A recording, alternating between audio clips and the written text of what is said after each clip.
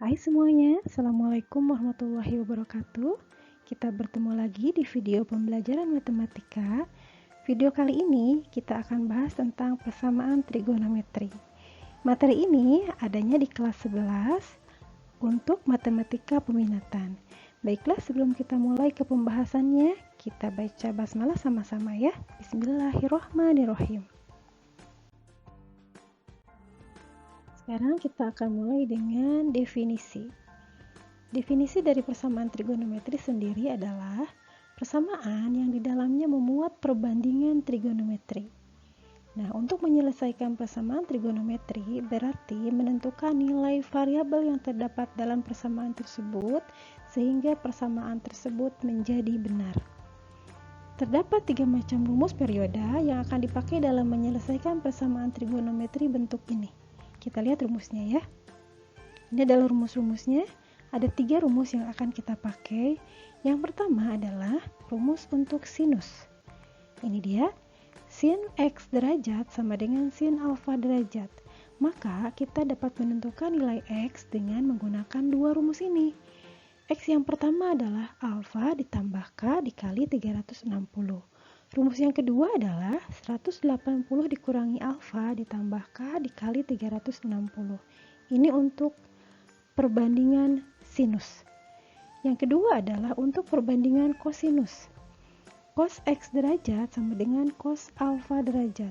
Maka kita dapat menentukan x dengan cara yang pertama adalah x sama dengan alfa ditambah k dikali 360, dan yang kedua adalah negatif alfa ditambah k dikali 360. Ini untuk perbandingan trigonometri kosinus. Dan yang terakhir adalah untuk perbandingan trigonometri tangen.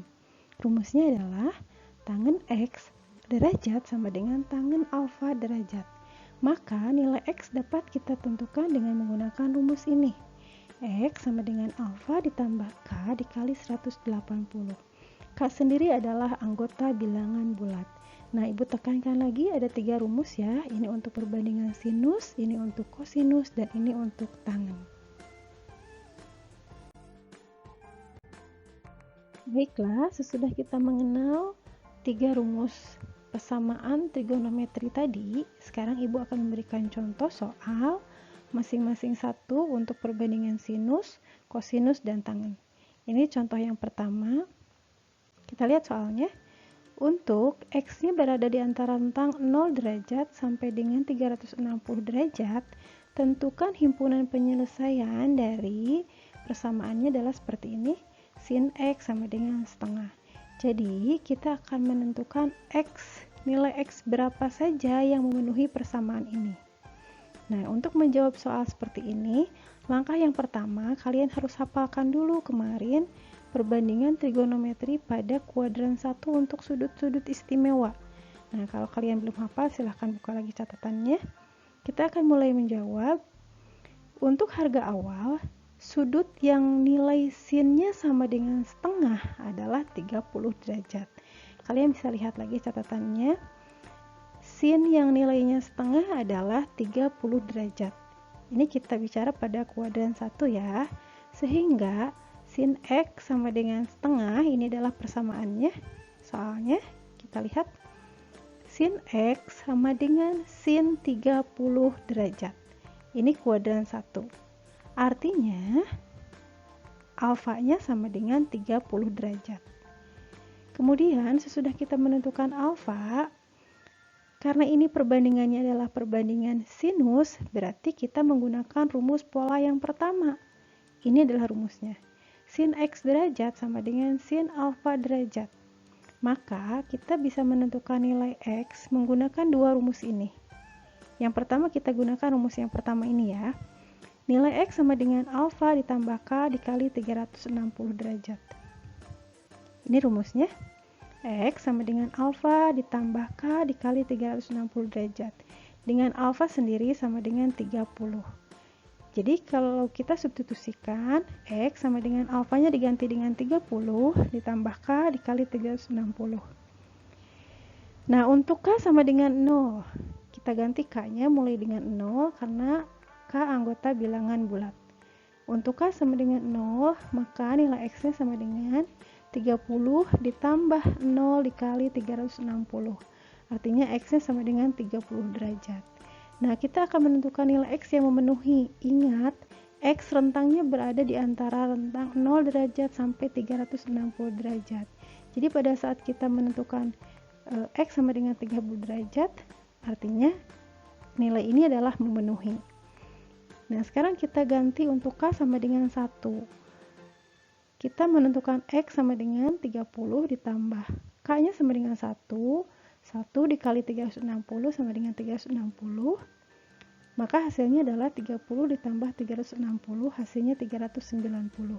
Apakah X ini memenuhi? Kita lihat syaratnya. X-nya berada di antara rentang 0 sampai 360 derajat. Artinya 390 tidak memenuhi ya. Nah, sekarang kita gunakan rumus yang kedua. Rumus yang kedua untuk menentukan X sama dengan 180 dikurangi alfa ditambah K kali 360. Ingat, alfanya masih sama dengan yang pertama, 30. Kita substitusikan ke dalam rumus. X sama dengan 180 dikurangi alfanya sama dengan 30 ditambah K kali 360. Kita selesaikan dulu, sederhanakan dulu. X sama dengan 150 ditambah K dikali 360. Kita lakukan hal yang sama dengan tadi. Kita ganti K-nya dengan 0, ganti K-nya dengan 1, dan seterusnya. Kita mulai K-nya dengan 0. Kalau K-nya sama dengan 0, artinya X sama dengan 150 dikali 0 dikali 360 sama dengan 150. Apakah untuk X sama dengan 150 memenuhi? Berada di antara rentang ini ya. Artinya X-nya memenuhi. Yang kedua, kalau K-nya sama dengan 1, maka X sama dengan 150 ditambah K-nya 1, 1 dikali 360 sama dengan 360, ditambahkan dengan 150, ternyata hasilnya 510. Karena ini berada di luar rentang dari 0 sampai dengan 360, maka untuk X sama dengan 510 tidak memenuhi. Jadi yang memenuhi adalah 30 dengan 150. Maka himpunan penyelesaiannya adalah X-nya yang berada di rentang dari 0 derajat sampai 360 derajat, himpunan penyelesaiannya adalah 30 dan 150 derajat. Ini untuk perbandingan sinus. Berikut adalah contoh yang kedua. Soalnya seperti ini. Untuk X berada di antara rentang sama dengan yang tadi, dari 0 derajat sampai 360 derajat, tentukan himpunan penyelesaian dari persamaan trigonometri cos X dikurangi 30 derajat sama dengan setengah akar 2. Sekarang untuk cos ya, kalian masih ingat cos berapa yang nilainya setengah akar 2? Nah, ternyata untuk harga awal sudut yang nilai cosnya setengah akar 2 adalah 45. Artinya alfanya sama dengan 45 derajat. Karena untuk menentukan nilai perbandingan cos X dikurangi 30 sama dengan setengah akar 2, kita menggunakan pola rumus yang kedua karena perbandingannya adalah perbandingan kosinus. Rumusnya adalah ini. Ada dua ya. Kita gunakan rumus yang pertama dulu. Nah, X dikurangi 30 derajat sama dengan alfa ditambah K kali 360 dengan alfa sama dengan 45 derajat. Kita mulai dengan K sama dengan 0. Kita substitusikan, K-nya diganti dengan 0. Ternyata ketemunya sama dengan 75 derajat.